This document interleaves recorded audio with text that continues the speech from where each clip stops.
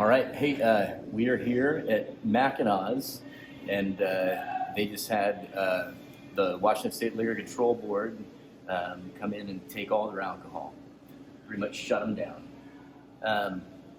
Laurel, what caused this?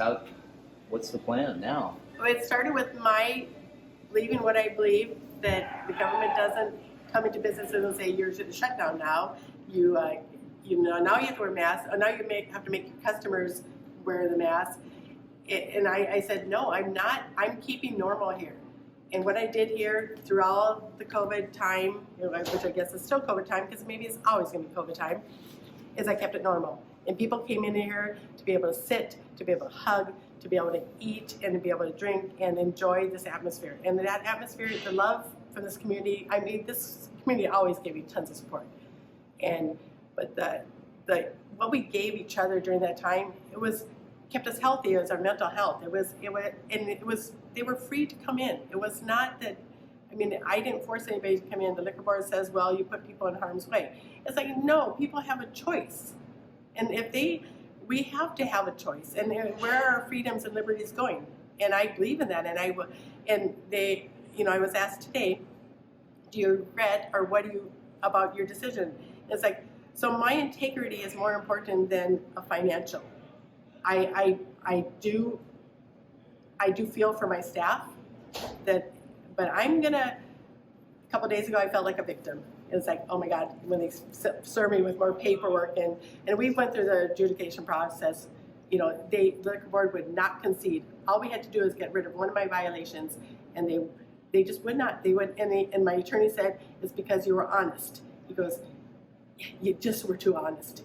But that's who I am. I can't be anything else. I believed in what I was doing. I told them what I was doing. I never veered from that.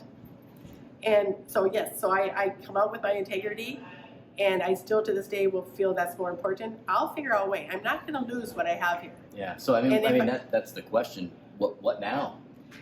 So I've read through all the rules, and the rule that I see is that people can come in here because I have people booked for Christmas parties and reservations, and they're coming in here, and they're not. As long as there's no money exchanged, then I can continue doing what I do. If I've lost everything, I'd rather give it away. And I have a plan for January to do with this space, and it'll include this being what it is. Sure.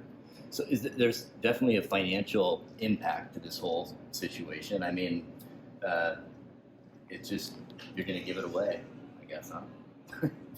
I mean, Mackinaw is the place. I mean, this is a growing community. We are the largest growing community, and the people of quite much power have always appreciated that I have Mackinaw. They can bring their clients here. They can say, hey, we have this restaurant. We have this restaurant. And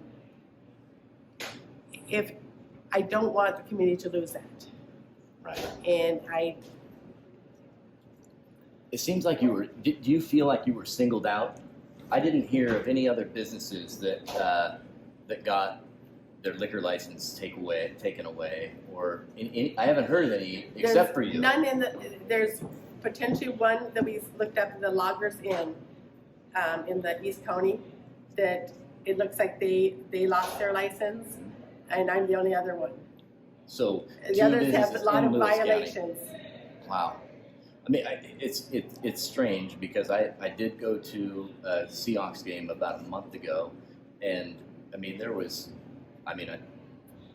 hey, put your mask up, tongue in cheek from these guys. Most people weren't wearing their masks. No, there's thousands. It's on of people national there. TV. Yeah, and it's King County, and we've had more than 4 games, and those violations. So, but they're not policing the masks anymore. That's passé. Yeah. And they told me that they don't care about it. I go, what's different last year from this year?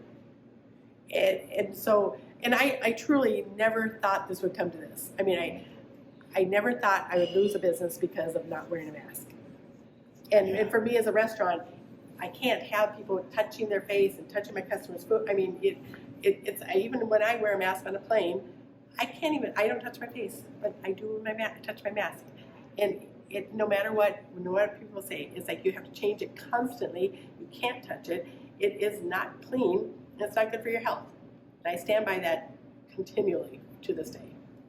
Yeah. So I guess more to come from Laurel at here at Mackinaw's, and curious. So we'll stay tuned. Yes, I mean, I'll figure out a way. All right.